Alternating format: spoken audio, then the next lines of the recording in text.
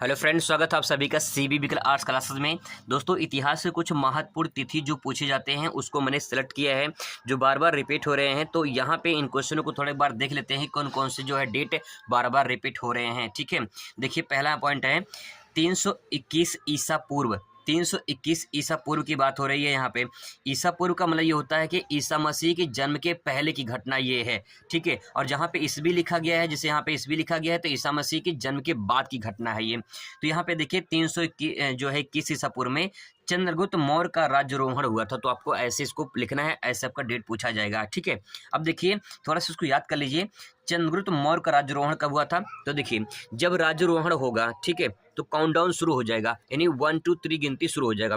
तो 1 2 3 ऐसे बोलेंगे ना, 1 2 3 राज्यारोहण शुरू किया जाए।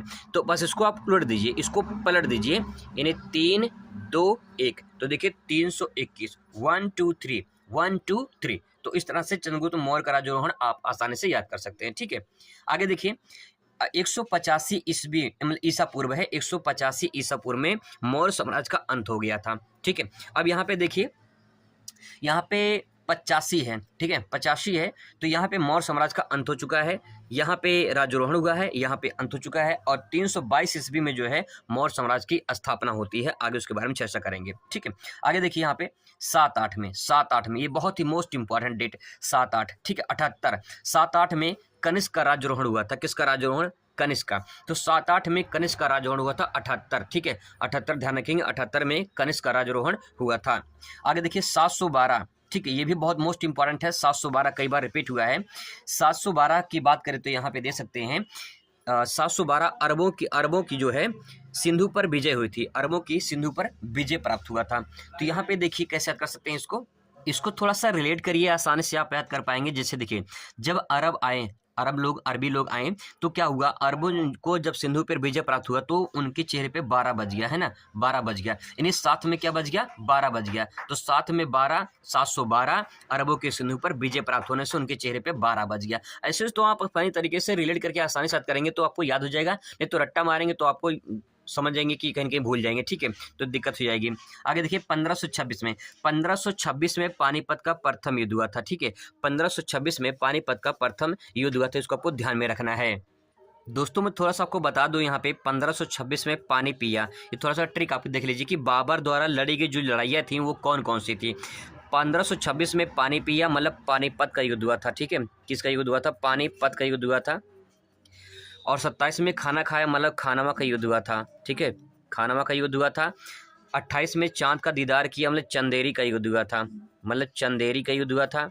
और 29 में आगरा गया, 29 में आगरा गया मतलब घाघरा, ठीक है, घाघरा का युद्ध हुआ था। और 30 में मारा गया मतलब 30 में जो है बाबर की मृत्यु हो गई थी। तो दोस्तों इसका तरह याद कर सकते हैं कि 26 में पानी पिया, 27 में खाना खाया, 28 में चांद का दीदार किया, 29 में आगरा गया मतलब आगरा गया घाघरा पहन के, ऐसे भी याद कर सकते हैं। ठीक है, और 30 में मारा गया मतलब कि बाबर की मृत्यु हुई थी 1530 में हुआ था। तो इसको आप क्रमवार आसानी से याद कर सकते हैं कि पानीपत का प्रथम युद्ध कब हुआ था? 1526 में हुआ था। 27 में खानवा का युद्ध हुआ था, 28 में चंदेरी का युद्ध हुआ था, 29 में घाघरा का युद्ध हुआ था, और 30 में बाबर की मृत्यु हो गई थी। तो आप इस तरह से इसको याद कर सकते हैं। दोस्तों यहाँ पे 1526 में पानीपत का प्रथम युद्ध हुआ था। अगर यहाँ पे पूछ रहे द्वितीय विश्व युद्ध कब हुआ था तो ध्यान रखिएगा 1556 में हुआ था। ठीक है, और जो ये सेकंड है, ठीक है, और जो है 1700 जो है 61 में तीसरा पानीपत का युद्ध हुआ था। तो ध्यान रखिएगा ये तीनों, 1526 में पानीपत का प्रथम युद्ध, 1556 में पानीपत का दूसरा युद्ध, और 1761 में पानीपत का तीसरा युद्ध। और चौथा जो युद्ध हुआ था पानीपत का वो दोस्तों हुआ ही नहीं था। ठीक है, आगे देख लीजिए 563 ईसा पूर्व, बहुत ही मोस्ट इंपॉर्टेंट है 563। गौतम बुद्ध का जन्म हुआ था 563 ईसा पूर्व में। तो आप ध्यान में रखिएगा, यहाँ पे एक वर्ड मैं लिख रहा हूँ, थोड़ा सा उसको आप पढ़िए, इसमें मैंने क्या लिखा है इसको थोड़ा सा आप पढ़िए। ठीक है, इसको मैंने क्या लिखा है पढ़िए, इसको क्षत्रिय लिखा हुआ है। तो देखिए क्षत्रिय, इसको ध्यान से पढ़िए, क्षत्रिय क्षत्रिय 3 बार 2 बार बोलिए इसको। ठीक है, क्षत्रिय। तो यहाँ पे 6 और 3 मैं लिख दे रहा हूँ, एक अंक क्षत्रिय। क्या क्षत्रिय में छात्र निकल रहा है? क्या छात्र निकल रहा है? बिल्कुल निकल रहा है। ठीक है, तो आप ध्यान में रखिएगा कि यहाँ पे 5 लगा देना है, 5 563 में गौतम बुद्ध का जन्म हुआ था। 563 में, यानी गौतम बुद्ध क्षत्रिय थे, ऐसा नहीं कि क्षत्रिय थे, तो यहाँ पे बात ध्यान में रखना कि क्षत्रिय थे, तो यहाँ पे 563 ईसा पूर्व हो जाएगा। ठीक है, आगे देखिए 1911 मोस्ट इंपॉर्टेंट पॉइंट है दोस्तों। 1911 में क्या हुआ था, कलकत्ता से दिल्ली राजधानी बनाई गई थी। तो 1911 में कलकत्ता से दिल्ली राजधानी बनाई गई थी। इसके बाद सभी को पता है 1600 ईस्ट इंडिया कंपनी की स्थापना हुई थी, तो आप सभी को पता होगा। आगे देखिए 1773 में रेगुलेटिंग एक्ट आया था। तो ध्यान से देखिए, यहाँ पे लिखा कि जो 1700 जो है 73 में 1773 में रेगुलेटिंग एक्ट आया था।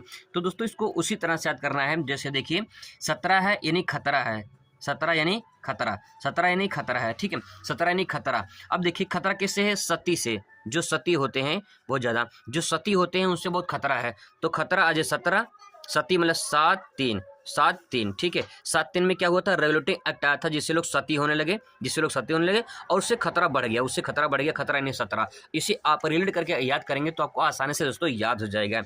1206 ईस्वी में दिल्ली सल्तनत का स्थापना हुई थी। तो 1206 में क्या हुआ, दिल्ली सल्तनत की स्थापना हुई थी।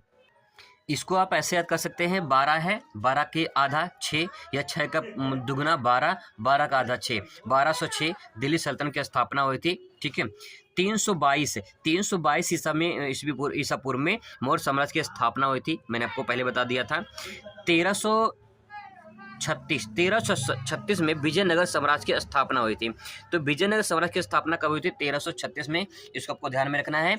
इसको कैसे याद करेंगे दोस्तों, जब विजयनगर पूछे तो इसको अंक गिन लेना। पहले देखिए 1 2 3 4 5 6। ठीक है, तो 6 यहाँ से स्टार्ट कर देना, 6 का आधा करना 3 3 3 3 6 हो जाएगा। तो विजयनगर साम्राज्य की स्थापना हो जाएगी।